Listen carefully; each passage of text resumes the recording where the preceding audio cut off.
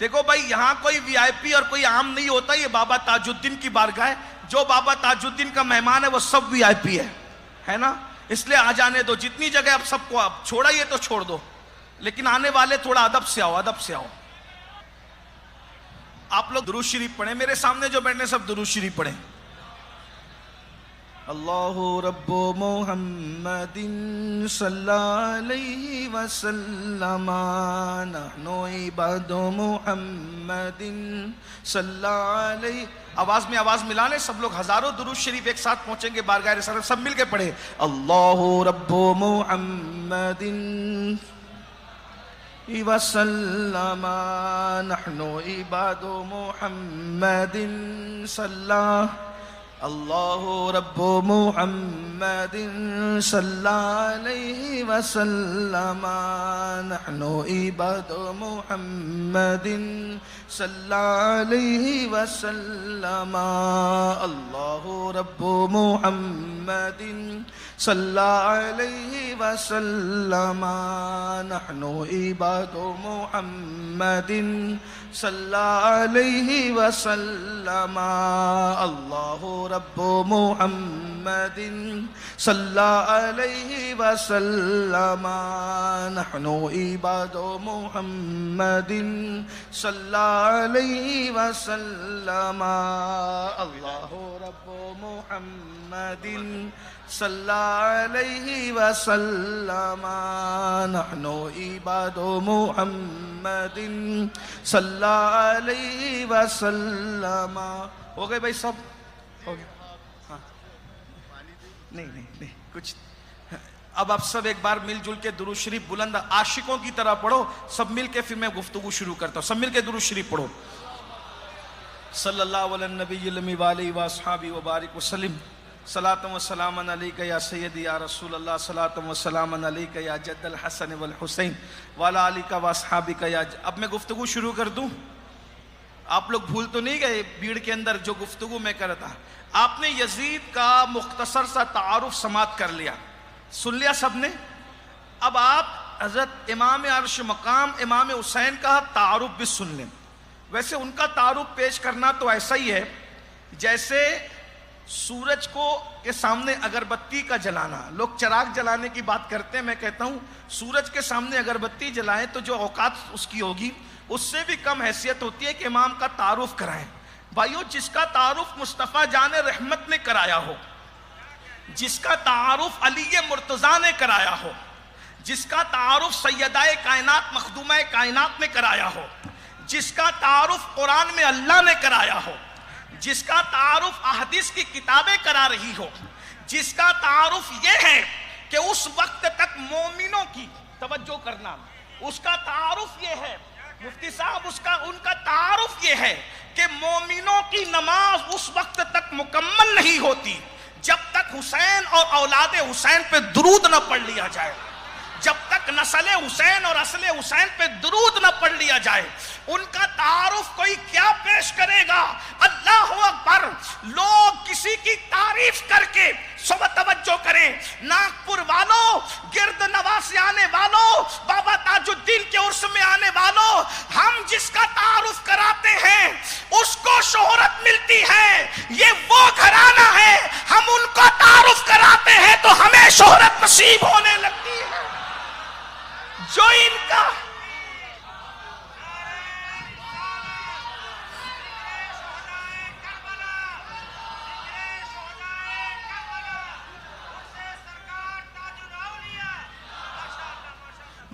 کا ذکر کرتا ہے وہ مذکور ہو جاتا ہے، جو ان کا ذکر کرتا ہے وہ مشکور ہو جاتا ہے، جو ان کا ذکر کرتا ہے وہ معروف ہو جاتا ہے، جو ان کا ذکر کرتا ہے وہ مشہور ہوتا ہے، معروف ہوتا ہے۔ حتیٰ کہ ایک بات بتاؤں، بہت خاص بات، محبت کرنے والے تو مشہور ہوتے ہی ہیں، جو ان سے دشمنی کر لیتا ہے،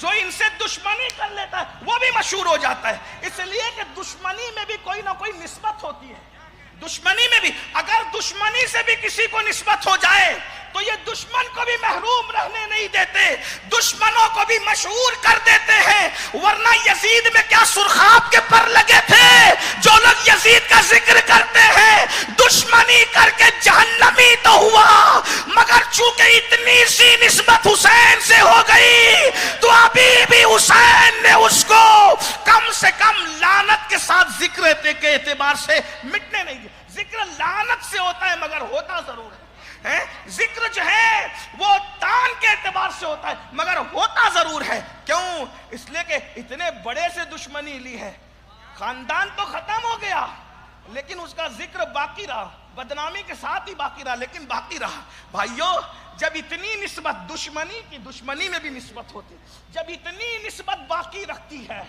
تو جو غلامی کی نسبت رکھے نا، انشاءاللہ جو سچے غلامان پنجتن ہیں ان کا کفن بھی کبھی میلا نہیں ہو سکتا، سچے غلامان پنجتن۔ لیکن بات آگے بڑھانے سے پہلے دو چار جملے سنا کر، عنوان میں نہیں ہے لیکن میری ذمہ داری ہے، اس لیے دو چار جملے بیچ میں پیش کر کے آگے بڑھتا ہوں۔ سچا غلام پنجتن وہ ہے جو صحابہ کے بارے میں زبان محتاط رکھتا ہے۔ اگر غلام پنجتن بن کر صحابہ پہ بک بک کرتا ہے تو وہ کچھ بھی ہو سکتا ہے، غلام پنجتن نہیں ہو سکتا۔ اس لیے کہ جو پنجتن کا غلام ہوگا اس کا دل بھی پاک ہوگا، اس کی نگاہ بھی پاک ہوگی، اس کی زبان بھی پاک ہوگی۔ ارے پنجتن کا غلام جب عام مسلمان کی غیبت نہیں کرتا تو پنجتن کا غلام صحابی کی غیبت کیسے کر سکتا ہے؟ غور فرمائیں، اپنے دور کے لوگوں کی غیبت نہیں کرتا پنجتن کا غلام۔ کبھی آپ نے امام حسین سے غیبت سنی، ان کے غلاموں سے غیبت سنی؟ اب لوگ جو صحابہ کی غیبت کرتے ہیں وہ لوگ کیسے پنجتنی ہیں مجھے سمجھ میں نہیں آتا، لیکن میں دو باتیں عرض کر دوں۔ یہ اتنا ہزاروں کا مجمع ہے، یہ ہمارے نوجوان یوٹیوب کے نابالغ محققوں پر اتنے فدا ہیں کہ یہ صحابہ کے بارے میں مشکوک ہوتے ہیں اور ہم سے پوچھتے ہیں کہ کیا فلاں صحابی جنتی ہے؟ کیا سوال ہوتا ہے؟ کیا فلاں صحابی جنت؟ ارے جس کو صحابی کہہ دیا، یعنی ایسے پوچھا کیا فلاں مفتی جاہل ہے؟ ارے پاگل ہوئے ہو، جو مفتی ہوگا وہ جاہل کیسے ہوگا؟ جو مفتی ہوگا، جو جاہل ہوگا وہ مفتی نہیں ہو سکتا، اور جو مفتی ہوگا وہ جاہل نہیں ہو سکتا۔ جو صحابی ہوگا وہ جہنمی کبھی نہیں ہو سکتا، اور جو جہنمی ہوگا وہ صحابی نہیں ہو سکتا۔ کیوں؟ اس لیے کہ اہل سنت کے یہاں صحابی کی تعریف یہ ہے۔ علامہ شریف جرجانی کو دیکھیے، امام اعظم کو دیکھیے، امام شافعی کو دیکھیے، امام مالک کو دیکھیے، 14ویں صدی میں سیدی اعلیٰ حضرت امام اہل سنت کی کتابیں اٹھا کر کے دیکھیے، صحابی کی تعریف کیا ہے کہ چوچا شریف ہو، مہریرہ شریف ہو، بلگرام شریف ہو، تاج الاولیاء ہو، کوئی بزرگ ہو، مدار پاک کی ذات ہو، کوئی بزرگ ہو، وارث پاک کی ذات ہو، جتنے اہل سنت ہے، توجہ، میں آج یہ مسئلہ بابا تاج الدین کی چوکھٹ پہ آپ کے سامنے واضح کر کے کھول کر کے بیان کر کے جا رہا ہوں۔ دیکھو، غور کرنا میرے جوانوں، صحابی کی تعریف اہل سنت میں یہ ہے کہ جس نے ایمان کی حالت میں رسول اللہ کو دیکھا، توجہ، بہت ذمہ داری سے بات کر رہا ہوں، جس نے ایمان کی حالت میں رسول اللہ کو دیکھا اور ایمان ہی پر دنیا سے چلا گیا، ہے نا؟ مفتی صاحب، مفتیان کرام بیٹھے، صوفیاء بزرگ سب بیٹھے، نیچے بھی بڑے بڑے علماء بیٹھے، شاید کرسیوں کی گنجائش کم تھی اس لیے ہمارے کچھ بزرگ علماء نیچے بیٹھ گئے، مگر بہرحال جو بھی ہیں، مگر میں سب کو جانتا ہوں، چہرے سے، نام سے نہیں لیکن چہرے سے جانتا ہوں، ٹوپیاں بھی بتاتی ہے کہ بیٹھنے والے کون ہیں، داڑیاں چہرے کی وضاحت بتاتی، اتنا تو پہچان ہی سکتے ہیں۔ لیکن غور کرنا، میں ایک مسئلہ بہت بڑا حل کرنے لگا ہوں، میری اوقات نہیں، طالب علم ہوں، لیکن بہت بڑے کی بارگاہ کا فیضان ہے، بابا تاج الاولیاء کا فیضان ہے۔ یہ مسئلہ کہ صحابہ جنتی ہے میں بہت آسان لب و لہجے میں بتانے لگا ہوں۔ یاد رکھو، صحابی ہمارے نزدیک وہی ہے، صحابی کی تعریف یہ ہے کہ جس نے ایمان کی حالت میں رسول اللہ کو دیکھا اور ایمان ہی کی حالت میں دنیا سے چلا گیا. وہ کیا ہے؟ صحابی. اب میں پوچھتا ہوں جب تم نے یہ مان لیا کہ وہ دنیا کی ایمان کی حالت میں دنیا سے گئے, صحابی ہونے کے لیے ایمان پر دنیا سے جانا ضروری ہے. اب مجھے بتاؤ جو ایمان پر دنیا سے جائے گا, ارے وہ جنت میں کیسے نہیں جائے گا؟ وہ تو رسول اللہ کو دیکھنے والا ہے. جس نے نبی کو کبھی نہیں دیکھا, نہ خواب میں دیکھا نہ بیداری میں دیکھا, لیکن یاد رکھنا 14ویں صدی کا آدمی تھا. ناگپور والوں, میں کوئی مناظر نہیں لیکن ذمہ داری سے بات کر جا رہا ہوں. بات کرنا ہے تو مجھ سے بیٹھ کے آپ بات کر سکتے ہیں, رات بھر میں یہاں موجود ہوں, مگر مناظر نہیں ہوں, لیکن بات کرنے آؤ گے تو کریں گے, اس لیے کہ آج اسی سے کہنے مناظر نہیں ہے. لیکن ایک بات بتاؤں, 14ویں صدی کا بندہ, توجہ علماء موجود ہے, اگر غلط کہوں تو میری بات پکڑ کر کے میری اصلاح کریں گے. اللہ 14ویں صدی کا بندہ, 14ویں صدی کا بندہ کبھی جمعہ نہیں پڑھا, ایک وقت کی نماز نہیں پڑھا, سارے گندے کام کیے, لیکن مرتے مرتے کلمہ پڑھ کے ایمان پر دنیا سے گیا ہے. تو پوری امت کا اس پر اتفاق ہے کہ کتنا بھی پاپی تھا, فاسق تھا, فاجر تھا, مجرم تھا, ایمان پر اگر دنیا سے گیا تو وہ بھی جنت میں جائے گا. کیونکہ میرے آقا نے فرمایا جس کے دل میں ذرہ برابر ایمان, پھر ایک مقام پہ فرمایا جس کے دل میں رائی کے برابر ایمان ہوگا وہ بھی جنت میں جائے گا. اور 14ویں صدی کا فاسق و فاجر اگر ایمان پہ مرتا ہے, ذرہ برابر ایمان لے کے جاتا ہے, اگر اپنے دل میں رائی کے برابر ایمان لے کے جاتا ہے تو وہ بھی جنت میں جائے گا. تو جس نے نبی کے پیچھے نماز پڑھی ہے, اگر وہ جنت میں نہیں جائیں گے تو پھر جنت میں کون جائے گا؟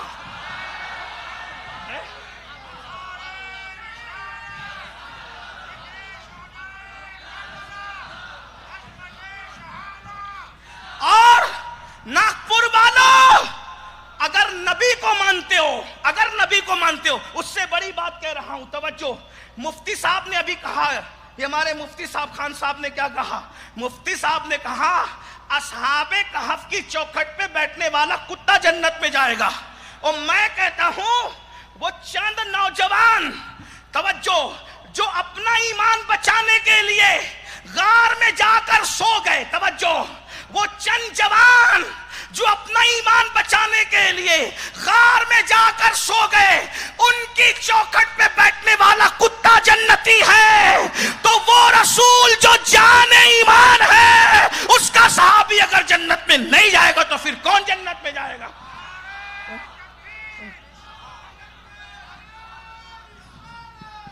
نعرہ تکبیر, نعرہ رسالت, عظمت صحابہ, عظمت صحابہ, جنتی جنتی جنتی. توجہ فرمائیں, آپ نے اصحاب کہف کے کتے کی عظمت کو مان لیا. کجا اصحاب کہف کا کتا اور کہاں مصطفیٰ جان رحمت کا صحابی. کتے کے جنتی ہونے میں کسی کا اختلاف نہیں, کتے کے جنتی ہونے میں کسی کا اختلاف, اور صحابی کے جنتی ہونے میں بک بک کرتے ہو. تو تم نے اپنے نبی کا کلمہ پڑھا ہے یا نبی کی عظمت کے منکر ہو؟ ارے وہاں کتے کی عظمت کیوں آ رہی ہے؟ کیونکہ وہ اندر سوئے ہوئے لوگ بہت بڑے ہیں.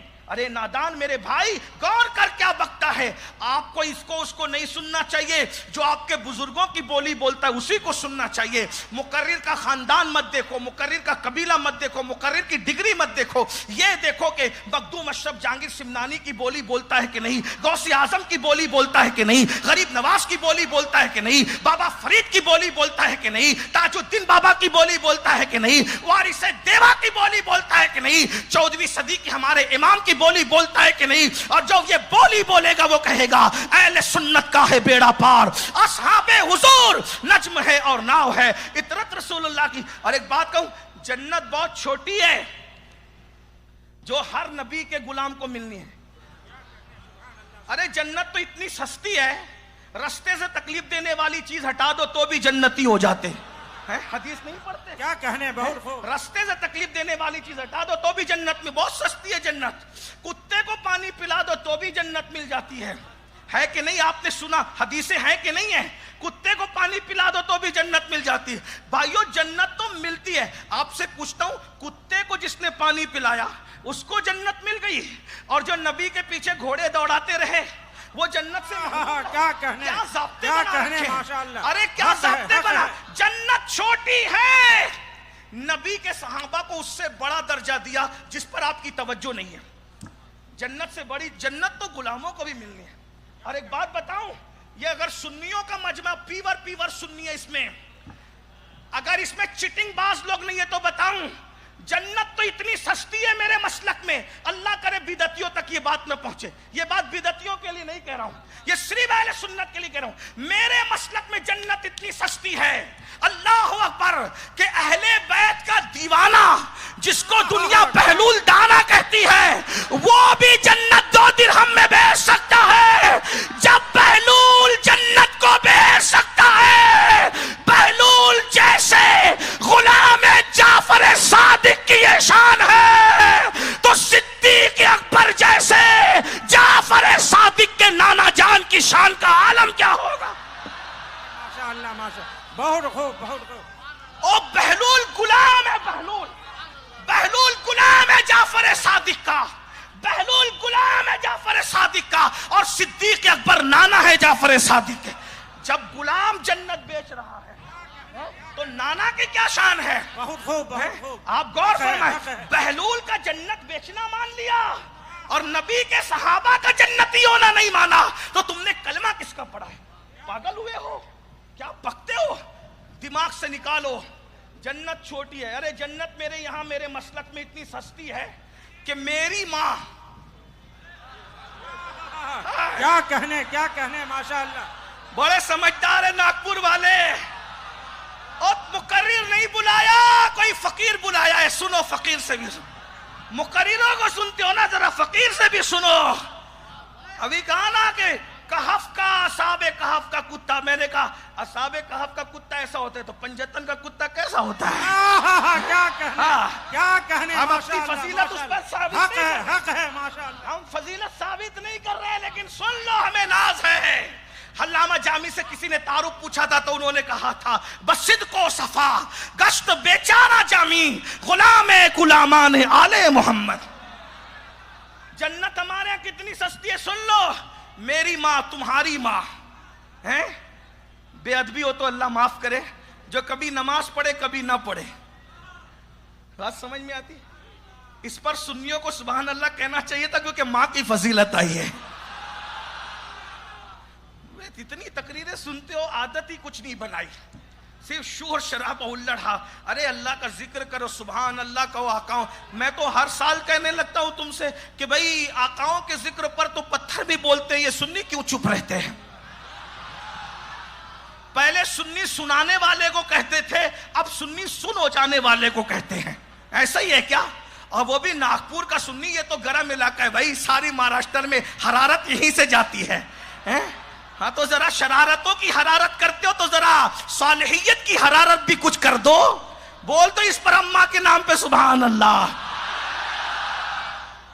میری تمہاری ماں، کیا کہنے ماشاءاللہ۔ جو کسی دن نماز پڑھے کسی دن قضا ہو جائے، کسی دن فجر میں اٹھے کسی دن سو جائے، ہے نا؟ کیا کہنے ہیں؟ اگر کوئی نہیں کہتا نہیں میری امی ایسی نہیں، تو میں نے کہا چلے ٹھیک ہے آپ کی امی نہیں، لیکن میں حقیقتوں والا آدمی ہوں، اندھ بھکت بننا ہمارا کام نہیں ہے۔ ہاں، ہم تو نہ پیر کے اندھ بھکت ہیں، نہ اماں کے اندھ بھکت ہیں، نہ اماموں کے اندھ، ہم تو حقیقتوں کی راہ کے متلاشی ہیں۔ ہم ہر چیز کو حقیقت، ہاں بدعقیدگی کی نظر سے بھی نہیں دیکھتے، لیکن حقیقت کی نظر سے دیکھتے ہیں، اور ہمارا مذہب بھی یہی ہے، ہمارا مسلک بھی یہی ہے، بلکہ روضہ رسول کو بھی ہم کبھی غلو کی نظر سے نہیں دیکھتے، بلکہ امام پر کی جب نظر پڑتی ہے تو وہاں بھی وہ حقیقتوں کا درس دیتے ہیں۔ پیش نظر وہ نو بہار، سجدے کو دل ہے بے قرار، روکیے سر کو روکیے۔ اگر اندھ بھکت ہو تو سجدہ کرے، لیکن نبی کے بھی ہم عقیدت میں غلو نہیں کرتے۔ روکیے سر کو روکیے، ہاں یہی امتحان ہے۔ کیا کہنے ماشاءاللہ۔ آپ صحابہ کے جنتی ہونے پہ مناظرہ کر رہے ہو، بھائی بھائی لڑ رہے ہو۔ جنت ہمارے یہاں اتنی سستی ہے، میری آپ کی امی جو کبھی فجر پڑھے کبھی چھوڑ دے, کبھی پڑھے کبھی ہو سکتا ہے گھروں میں ہوتا ہے. ایک بات زیادہ نہیں کہوں, اماں کی بات آ گئی ہے, ورنہ بات اتنی ہے کہ کوئی بھی عورت پوری مہینے کی نماز نہیں پڑھتی, بس اس سے زیادہ اور کیا ہے. بہت بڑی بات نہ کرو, بہت بڑی بات نہ کرو. بہت اماں کی فضیلت ہو گئی لیکن بہت بڑی بات نہ کرو. میری اماں تو ایسی, میں نے کہا تیری اماں پورے مہینے میں نہیں پڑھتی, ورنہ تو جا کر پوچھ لے میرے بھائی, ہے نا. بس وہ ایک اماں ہے. کیا کہنے, ماشاء اللہ. وہ ایک اماں ہے, وہ ایک اماں ہے. اگر میں یہ جملہ سیدہ کی رضا کے لیے کہہ رہا ہوں تو یہ محفل کا بیڑا پار ہے. وہ ایک اماں ہے, وہ صرف ایک اماں ہے جو کبھی ناپاک نہیں ہوتی. کیا کہنے. نعرہ تکبیر, نعرہ رسالت, ذکر شہدائے کربلا, عظمت شان بطول, عظمت شان بطول. ایک نعرہ حیدری, ایک نعرہ حیدری. عرس سرکار تاج الاولیاء زندہ باد, زندہ باد. ماشاء اللہ. نہ آپ سے داد ہے نہ فریاد ہے, میری توجہ تو میرے آقاؤں کی طرف ہے. اے تاج الاولیاء, تیری دادی کی منقبت پڑھنے لگا ہوں مرشد, وہاں تک میری آواز پہنچنی چاہیے, وہاں کی توجہ مجھے یہاں چاہیے.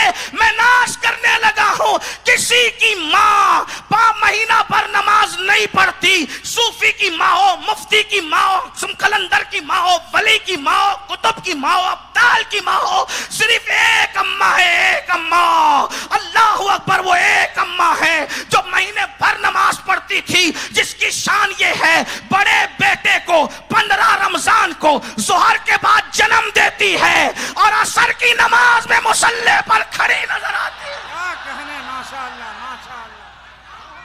وہ ایک اماں ہے, ایک اماں جس کے لیے نبیوں کا امام بھی اٹھ کر کے کھڑا ہو جاتا ہے. وہ ایک اماں ہے, ایک اماں جس کو ام ابیہ اللہ کے رسول خود فرماتے ہیں.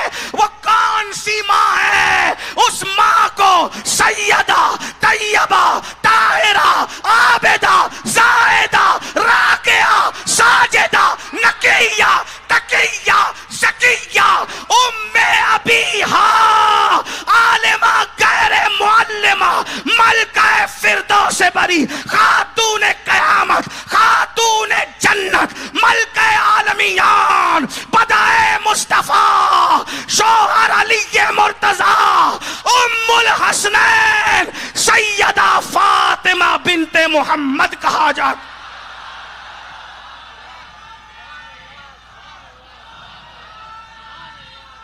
یا رسول اللہ. زندہ باد, زندہ باد, زندہ باد, زندہ باد. ایک نعرہ اور لگ جائے ذرا. عظمت سیدہ کائنات, عظمت سیدہ کائنات, عظمت مخدومہ کائنات. کیا کہنے, ماشاء اللہ. جواب نہیں, ماشاء اللہ. حق ہے, حق ہے. لاؤ نا. وہ تاج الدین بابا کی دادی ہے جس کو ناپاکی نہیں آتی, وہ وارث پاک کی دادی ہے. وہ شاہ برکت اللہ مہریروی کی دادی ہے. وہ مخدوم اشرف جہانگیر سمنانی کی دادی ہے. وہ احمد کبیر رفاعی کی دادی ہے. 90 لاکھ کو کلمہ پڑھانے والے غریب نواز کی دادی ہے. غوث اعظم شیخ عبد القادر جیلانی ولیوں کے سردار کی دادی ہے. ذرا غور کرے نا, جس کے پوتے اتنے بڑے بڑے ہو وہ دادی کیسی بڑی ہوگی. ایک جملہ سن لو, علامہ شامی کے حوالے سے کہہ رہا ہوں. جو غوث اعظم کی بھی غوث اعظم ہے اسے سیدہ کائنات کہتے ہیں. جو غریب نواز کی بھی غریب نوازی کرے اسے سیدہ کائنات کہتے ہیں. میرا سینہ تو فخر سے چوڑا ہوتا ہے. میرے نبی کے گھر کی بیٹی ایسی ہے تو میرا نبی کیسا ہوگا. میرے ماشاء اللہ ہے کسی کے گھر میں. میں نے ایک جملہ دوپہر میں کہا, صوفی صاحب نے محفل رکھی تھی عورتوں کی, میں نے کہا کسی کے گھر میں نہیں, نبیوں کے گھر میں بھی سیدہ جیسی بیٹی نہیں ہے. نہ سلیمان علیہ السلام کے, نہ ابراہیم علیہ السلام کے, نہ اسماعیل علیہ السلام کے, نہ موسیٰ علیہ السلام کے, نہ داؤد, نہ ایوب, نہ یوسف, نہ ذوالکفل, نہ عزیر. کسی کے گھر میں ایسی بیٹی نہیں ہے. ایک جملہ اس سے بڑا کہہ دوں, خود نبی کے گھر میں بھی ایسی بیٹی دوسری ہے ہی نہیں. 4 بیٹیاں تھی، 4 ہمارے عقیدے میں 4 تھی، چاروں عظیم، چاروں ہماری مخدومہ، چاروں کی جوتیاں سر آنکھوں پر، لیکن فاطمہ تو زہرا جیسی کوئی نہیں۔ ام المومنین سیدہ عائشہ صدیقہ کہتی ہیں صورت نبی کی طرح، سیرت نبی کی طرح، بولنا نبی کی طرح، سخاوت نبی کی طرح، اٹھنا نبی کی طرح، بیٹھنا نبی کی طرح۔ بیٹوں کو تو ہم شبیہ بابا دیکھا ہے، لیکن بیٹی ہم شبیہ بابا بن کر آئی ہے، اسی کو فاطمہ بنت محمد کہتے ہیں۔ بات دور نکل گئی نا، میں کیا کہہ رہا تھا، بہت دور نکل گئی۔ لوگ کہتے ہیں صحابہ جنتی، میں نے کہا میری تمہاری ماں، اس کے لیے رسول اللہ فرماتے ہیں الجنت تحت اقدام امہاتکم، کہ جنت تمہاری ماؤں کے قدموں کے نیچے۔ مانا کہ نہیں مانا؟ اور بے نمازی ماں کے قدموں میں جنت مانا کہ نہیں مانا؟ غیبت کرنے والی ماں کے قدموں میں جنت مانا؟ بل کرتی تو ہے بھائی، عورت ہو اور غیبت نہ ہو۔ معذرت کے ساتھ میں تمہاری امیوں کو کوسنے نہیں آیا، میں جنرل بات کر رہا ہوں۔ غیبت کرنے والی ماں کے قدموں کے نیچے جنت مانا کہ نہیں مانا؟ ابا سے منہ چلانے والی ماں کے لیے جنت مانا؟ بھائی گھر گھر کی کہانی ہے، برا مت ماننا۔ امیاں سن رہی ہو تو بڑی معذرت کے ساتھ معاف کر دے گی، اللہ اکبر۔ لیکن ہے، یہ ہے۔ ایک بات بتاؤں، کس کس کے گھر میں منہ چلایا جاتا ہے؟ ابن الجوزی کی کتاب اٹھا کے دیکھے تو آپ کو حیرت ہوگی، میں نہیں کہہ سکتا۔ درجنوں رضی اللہ عنہ رحمت اللہ علیہ کی داستان ابن الجوزی نے جمع کی ہے، بیویوں کی ایذا رسانی پر صبر کرنا۔ اور اگر آپ کو یقین نہیں آتا تو ذرا اوپر والوں سے پوچھ لو، ہاتھ چمواتے ہیں لیکن وہاں منہ چلایا جاتا ہے کہ نہیں چلایا جاتا؟ نیچے والے بزرگوں سے بھی پوچھ لو، بھائیو آپ پیر کسی کے لیے وہاں صرف شوہر ہے، آپ علامہ کسی کے لیے وہاں صرف شوہر ہے، آپ شیخ الحدیث ہے وہاں صرف شوہر۔ جب انسان دنیا کی محبت میں گناہ کرے گا، جب انسان دنیا کی محبت میں اللہ عز و جل اور اس کے رسول کی نافرمانی کرے گا، جب انسان دنیا کی محبت میں ڈوب جانے کے بعد اللہ عز و جل کو بھول جائے گا، اس کے ضمیر پر بوجھ بن جائے گا، اس کے ضمیر پر ایک عجیب کیفیت رہے گی، وہ چین کی زندگی نہیں گزار سکے گا، وہ اطمینان کی زندگی نہیں گزار سکے گا، وہ سکون کی زندگی نہیں گزار سکے گا۔ یہ ہو ہی نہیں سکتا کہ کوئی انسان کسی کا پیسہ کھا جائے اور کھانے کے بعد وہ چکن تو کھا سکتا ہے، بریانی کھا سکتا ہے، لیکن جب رات کو سوئے گا تو ضمیر اندر سے ملامت کرے گا، نادان یہ تیری محنت کی کمائی کا پیسہ نہیں ہے، یہ لوٹا ہوا پیسہ ہے، یہ مارا ہوا پیسہ ہے۔ اس کھانے سے پیٹ تو بھر جائے گا، ضمیر کو سکون نہیں مل سکتا، دل کو سکون نہیں مل سکتا، اللہ اکبر۔ لیکن حق حلال کی محنت کی کمائی کے بعد آپ چٹنی روٹی بھی کھائیں گے تو آپ کے ضمیر پر بوجھ نہیں ہوگا، آپ کے ضمیر پر گہرا نہیں گزرے گا۔ میرے پیارے آقا صلی اللہ علیہ وسلم کے پیارے دیوانوں، یہی وجہ ہے کہ یہ آیے کریمہ کے حوالے سے اللہ اکبر آپ دیکھیں، رسول رحمت صلی اللہ علیہ وسلم کے ایک صحابی ایک راستے سے گزرتے ہیں، دیکھا ان کے ساتھی صحابی مکان تعمیر کر رہے ہیں، مکان کی دیوار اٹھا رہے ہیں۔ اللہ اکبر، اپنے ساتھی صحابی کو حضور صلی اللہ علیہ وسلم کے پاس سے جب آتے دیکھا تو انہوں نے برجستہ پوچھا، میرے دوست یہ تو بتاؤ کیا آج کوئی آیت حضور صلی اللہ علیہ وسلم پر نازل ہوئی ہے؟ انہوں نے کہا ہاں، اقترب للناس حسابهم وهم فی غفلۃ معرضون، یہ آیہ کریمہ نازل ہوئی ہے کہ حساب کا وقت قریب آ گیا۔ اللہ اکبر، اتنا سننا تھا کہ انہوں نے دیوار بنانی چھوڑ دی اور کہا جب حساب کا وقت قریب آ گیا تو جواب دینے کی تیاری میں لگ جانا چاہیے۔ اللہ اکبر، آپ مجھے بتائیں، ہمیں معلوم نہیں کہ جسم سے روح کا رشتہ کب ٹوٹے گا، ہمیں معلوم نہیں بارگاہ سمدیت میں پیشی کے وقت ہماری کیفیت کیا ہوگی، لیکن اے رسول اعظم صلی اللہ علیہ وسلم کے دیوانوں، ہم دنیا میں اتنے مغ ہو چکے ہیں کہ اللہ عز و جل اور اس کے رسول صلی اللہ علیہ وسلم کی نافرمانی کا کوئی لحاظ نہیں رکھتے۔ آنکھ ہے بے لگام چھوڑ دی، پیر ہیں جہاں چاہے لے کر چلے گئے، زبان ہے جو چاہا بول دیا، ہاتھ ہیں جس طرح چاہا ہم نے استعمال کیا۔ ہم سوچتے ہمارا وجود ہم جو چاہیں کریں، لیکن حساب کا وقت قریب آ گیا ہے، اللہ حساب دے گا۔ اسی لیے فرمایا گیا کہ اس سے پہلے کہ اللہ تمہارا حساب لے، تم خود اپنا حساب لینا شروع کرو، تم اپنے بارے میں جانچنا شروع کرو، اپنے بارے میں غور کرنا شروع کرو۔ میرے پیارے آقا صلی اللہ تعالی علیہ وسلم کے پیارے دیوانوں، جس دنیا کی زندگی سے انسان بے حساب محبت محبت کرتا ہے اور جس دنیا کی زندگی کے سنوارنے کے لیے اپنی آخرت کو برباد کرتا ہے وہ نہیں جانتا کہ اس کی زندگی کتنی ہے۔ میں اگر آپ کے سامنے آپ کی اور ہماری زندگی کی حقیقت پیش کر دوں تو میرا خیال ہے کہ شاید چین کی نیند سو بھی نہ سکے۔ کل میں تفسیر پڑھ رہا تھا اور حضرت حسن بصری علیہ رحمت و رضوان کا ایک قول میری نظر سے گزرا۔ سنو، بہت پلاننگ کر رہے ہیں ہم، ایسا کریں گے، یہ کریں گے، وہ کریں گے، منع نہیں کرتا۔ اپنے بچوں کے، اپنے مستقبل کے بارے میں سوچنا یہ بھی نبی آخر الزمان صلی اللہ علیہ وسلم کی تعلیمات کا حصہ ہے، قرآن کی تعلیمات کا حصہ ہے۔ لیکن زندگی اللہ حضرت حسن بصری علیہ رحمہ نے زندگی کو جس طریقے سے پیش کیا ہے، اگر میں اس بات کو آپ کے سامنے پیش کروں تو آپ محسوس کر سکیں گے کہ اللہ والوں کے نزدیک زندگی کیا ہے۔ حضرت حسن بصری علیہ رحمت و رضوان فرماتے ہیں زندگی ہے کیا؟ فرماتے ہیں زندگی ہے کیا؟ ایک سانس ہی تو ہے۔ زندگی ہے کیا؟ ایک سانس ہی تو ہے، اٹک گئی ختم ہو گئی۔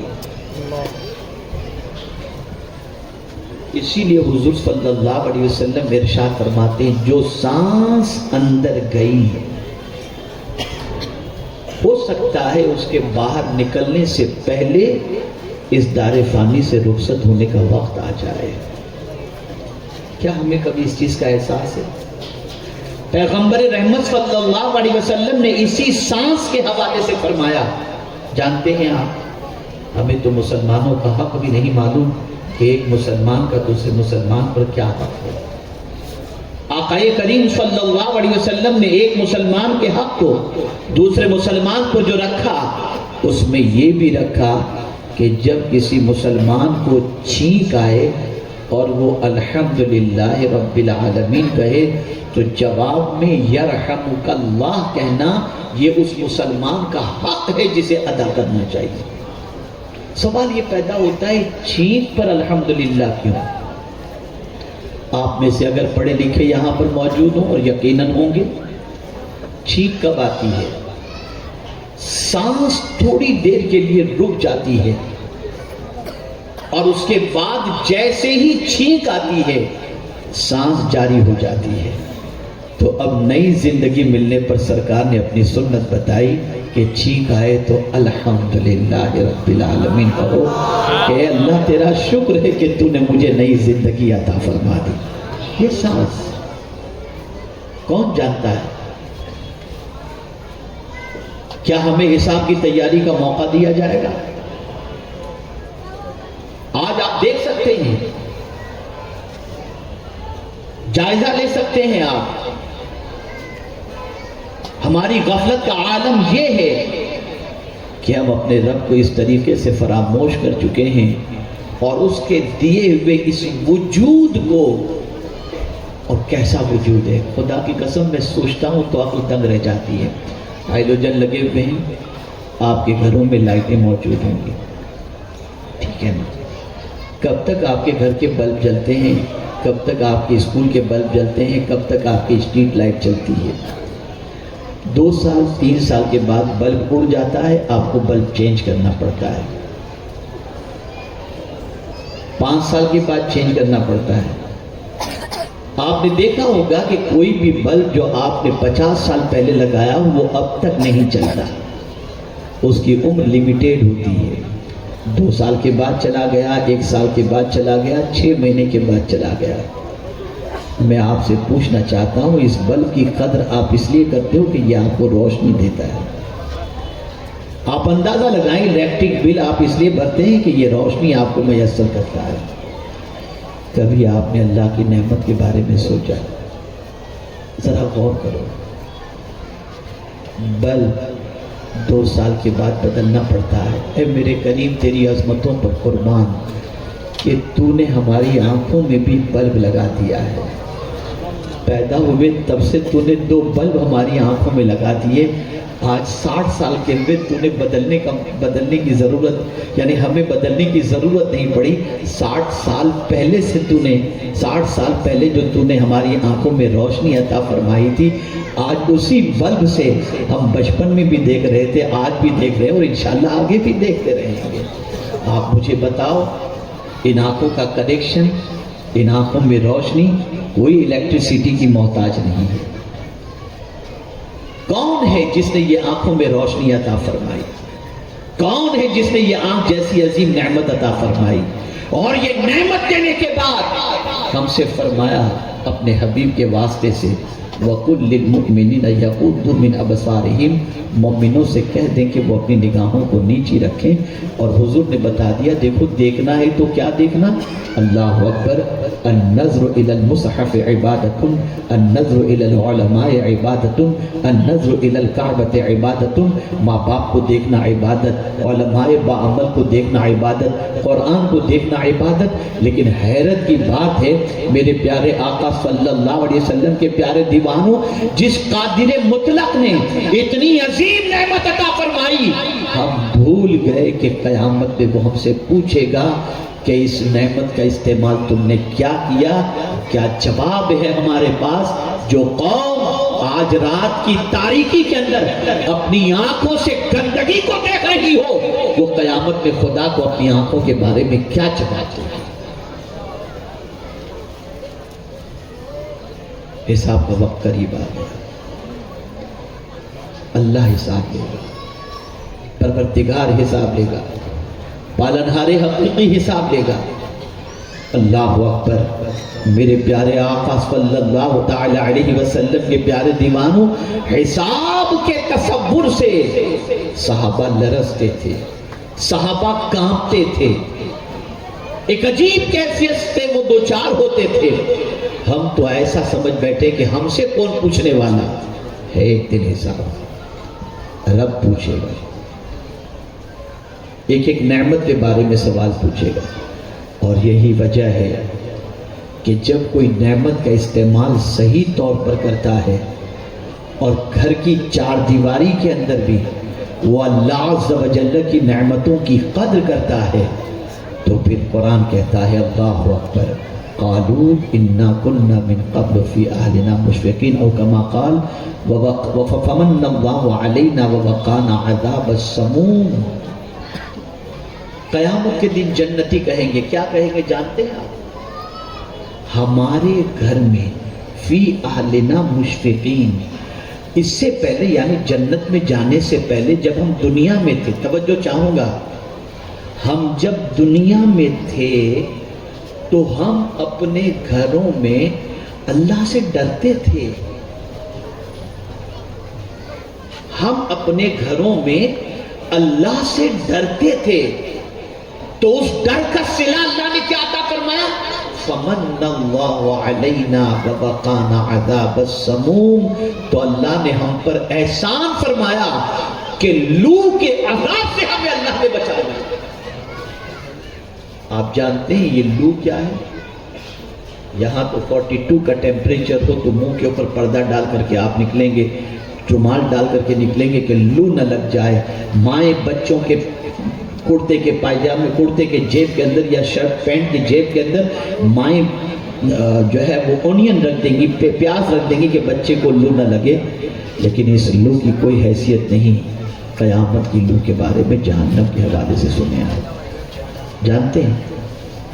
ام المؤمنین حضرت عائشہ صدیقہ رضی اللہ تعالی عنہ جب اس آیت کریمہ کو آپ نے پڑھی تو تلاوت کرنے کے بعد فوراً دعا کے لیے ہاتھ اٹھا دیا، اے اللہ، اے میرے پالنہار حقیقی، لو کے عذاب سے ہمیں بچا لے، لو کے عذاب سے۔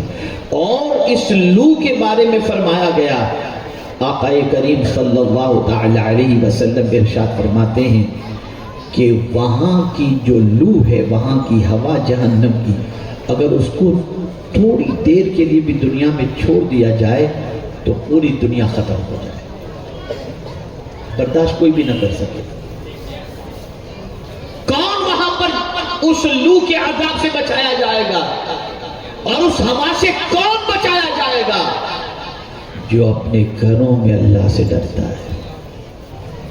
جو اپنے گھروں ڈرتے ہیں اپنے گھروں میں اللہ سے. گھر میں گئے چینل شروع, نہ جانے کیا کیا دیکھ رہے ہیں. ایک عجیب کیفیت ہو چکی ہے. وہ قوم جس کے پاس اللہ کی عظیم کتاب موجود ہو, اور آج کچھ بچے حافظ میں ہیں, ان کی دستار ہوگی. میں تو کبھی کبھی سوچتا ہوں تو میری عقل دنگ رہ جاتی ہے. اللہ اکبر. انسان کے ہاتھ میں جو چیز بھی دی گئی انسان نے بگاڑ دی. توریت انسان کے ہاتھ میں دی گئی, بگاڑ دی اس نے. زبور انسان کے ہاتھ میں دی گئی, انسان نے بگاڑ دی. انجیل انسان کے ہاتھ میں دی گئی, انسان نے بگاڑ دی. مولا نے چاہا کہ قرآن کو کوئی بگاڑ نہ سکے تو فرمایا اِنَّا نَحْنُ نَزَّلْنَا الذِّكْرَ وَإِنَّا لَهُ لَحَافِظُونَ. اس کتاب کی حفاظت کا ذمہ اللہ نے خود لے لیا کہ کوئی اس کو بگاڑ نہیں سکتا. میں نے اس کی حفاظت کا ذمہ لے لیا ہے. آپ جانتے ہیں یہی قرآن ان بچوں نے اپنے سینے کے اندر محفوظ کیا ہے. اللہ اکبر.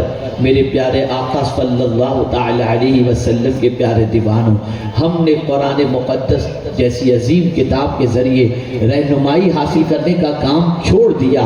ہم تو بس موج مستی میں لگے ہیں, بس یوٹیوب پر لگے ہوئے ہیں, زندگی جی رہے ہیں, مست زندگی جی رہے ہیں. کون ہمیں پوچھنے والا؟ اور میں آج اس اجتماع کے اندر موجود یہاں پر جتنے بھی نوجوان ہیں ان سے گزارش کروں گا, ہم لوگوں کے چلتے ہونے کی ویڈیو, بیٹھنے کی ویڈیو, کھانے کی ویڈیو کیا جواب دو گے اللہ کی بارگاہ کے اندر؟ ان چیزوں کا کیا ضرورت ہے؟ ان چیزوں کی اب تو مسجد نبوی شریف میں بھی کوئی ملتا ہے تو کہتا ہے سیلفی. پہلے ملتے تھے لوگ دعا کی گزارش کرتے تھے, اب تصویر کھینچنے کی بات کر رہے ہیں. کیا ہو گیا ہماری قوم کو؟ کہاں جا رہی ہے ہماری قوم؟ کیا تمہاری اس بدمزگی کو اور اس طریقے کے انداز زندگی کو دیکھ کر وہ یہ سمجھ سکتا ہے کہ تم کو کیا تعلیم دی جا رہی ہے؟ بدلو اپنی سوچ کو, بدلو اپنے افکار و نظریات کو. اللہ رب العزت جل جلالہ کل بروز قیامت نعمتوں کے بارے میں پوچھے گا. اس سے پہلے کہ مالک ہمارا حساب لے, ہم خود غور کرنا شروع کریں. آنکھ کے بارے میں, زبان کے بارے میں, پیر کے بارے میں, ہاتھ کے بارے میں, ان ساری چیزوں کے بارے میں غور کریں کہ اللہ کی ان نعمتوں کا استعمال ہم کس طریقے سے کر رہے ہیں. اور سن لو, اللہ کو کسی سے وٹنس طلب کرنے کی ضرورت نہیں کہ اے انسان تو بتا یہ کیا کر رہا تھا. نہیں, اللہ تو یہ پارٹس آف باڈی سے کہے گا اے ہاتھ بتا تو نے کیا کیا. تو قرآن کہتا ہے الیوم نختم علی افواہہم وتکلمنا ایدیہم وتشہد ارجلہم بما کانوا یکسبون. ہاتھ بولے گا. آدمی سوچتا ہے ہاتھ بھی بول سکتا ہے. جی ہاں, جو پروردگار اس زبان کو بولنے کی طاقت دیتا ہے وہی پروردگار ہاتھ کو بھی بولنے کی طاقت عطا فرمائے گا. یہ ہاتھ سے جب حساب لیا جائے گا, پوچھا جائے گا, میں پوچھنا چاہتا ہوں کبھی ان ہاتھوں کے بارے میں آپ نے غور کیا کہ رب پوچھے گا تو کیا جواب دیں گے, رب حساب لے گا تو کیا جواب دیں گے؟ اللہ اکبر. یہی وجہ ہے کہ صحابہ کرام علیہم الرضوان کی عادت کریمہ تھی, وہ اپنے پورے وجود کا احتساب کرتے, پورے وجود کا جائزہ لیتے اور جانتے تھے کہ اس سے پہلے کہ اللہ ہمارا حساب لے ہم خود اپنے وجود کا حساب لے لیں. بدل ڈالو اپنے انداز زندگی کو. میرے دائیں جانب والے حضرات, بائیں جانب والے حضرات, میری زبان سے اگر کوئی جملہ نکلا اس سے آپ کا دل دکھا ہو تو میں معذرت چاہتا ہوں, اور آپ کا بھی دل دکھا ہو کسی کا تو میں معذرت چاہتا ہوں. لیکن میں بہت افسردہ ہوں. میں دیگر قوم کو دیکھتا ہوں, دیگر اقوام کو دیکھتا ہوں, دنیا کے مختلف ملکوں میں جا کر کے دیکھتا ہوں, دنیا کے مختلف ملکوں میں بسنے والے بچوں کو دیکھتا ہوں, اپنے ملک کے اندر, اپنے وطن عزیز کے اندر بھی پڑھے لکھے اور سمجھدار لوگوں کے بچوں کو دیکھتا ہوں. تو میں جب اپنے بچوں کی زندگی دیکھتا ہوں اور اپنے قوم کے بچوں کی تو اندر سے دل اڑتا ہے، اندر سے دل جلتا ہے کہ کیا ہو گیا، کوئی ڈھنگ نہیں، کوئی جینے کا سلیقہ نہیں، ہمارے بچے یوں بھاگ رہے ہیں، یوں پڑے ہوئے ہیں، کوئی تمیز، اس لیے کہ ماں باپ کو اس چیز کی فکر ہی نہیں ہے کہ بچے کو کچھ سکھایا جائے۔ ماں باپ تو صرف یہ سوچتے ہیں بچہ پیدا ہو گیا خود سے بڑا ہوتا رہے گا، اب گلی میں بڑا ہو، گلی ڈنڈا کھیلتے ہوئے بڑا ہو، گالی گلوچ کے ذریعے بڑا ہو، کیسے بھی بڑا ہو، ماں باپ اس کی فکر نہیں کرتے۔ ضرورت اس امر کی ہے اپنے آپ کا احتساب کریں، اللہ کی بارگاہ میں جواب دہی کے تصور کو دل و دماغ میں بسائے رکھیں اور اپنی زندگی کو سنوارنے کی کوشش کریں۔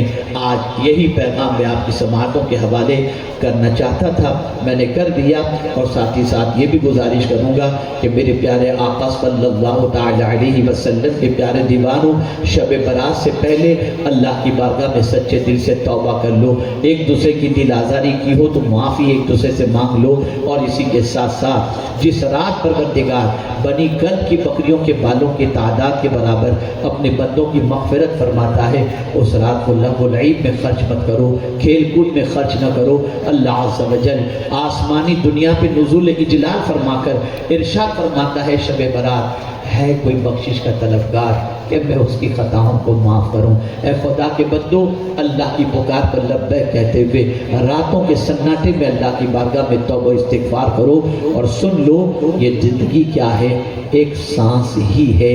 آخرت کی تیاری کی فکر کرو، مرنے کے بعد کی تیاری کی بھی فکر کرو۔ میں یہ نہیں کہتا کہ دنیا کے بارے میں آپ خیال نہ کرو، لیکن جہاں جتنا رہنا ہے وہاں کی فکر زیادہ کرو۔ آخرت کا گھر ہمیشہ کا گھر ہے، وہاں کی فکر، وہاں کی تیاری، وہاں کے بارے میں غور کرنا یہ بھی بڑا ضروری ہے۔ اللہ رب العزت جل جلالہ آقا کریم رؤوف الرحیم علیہ التحیۃ والتسلیم کے صدقہ و طفیل مجھے آپ کو سب کو اللہ اور اس کے رسول کے ارشاد پر عمل کرنے کی توفیق نصیب فرمائے، اور آج جو بچے فارغ ہو رہے ہیں سورت کے دارالگلشن نوری سے، اللہ تعالیٰ ان کو نور کا تاج بھی عطا فرمائے، ان کے قلب کو بھی منور فرمائے، ان کے ماں باپ کو بھی دونوں جہاں کے اندر سرخروئی عطا فرمائے، اور ان کے اساتذہ پر بھی کرم کی نظر فرمائے۔ وما علینا الا البلاغ المبین۔ السلام علیکم ورحمۃ اللہ وبرکاتہ۔ آپ کوئی تشریف نہ لے جائیں، اپنی اپنی جگہ پر رہیں، اور بچوں کی دستار بندی کا منظر اپنے ماتھے کی آنکھوں سے ملاحظہ فرمائیں۔ دستار بندی سے پہلے جو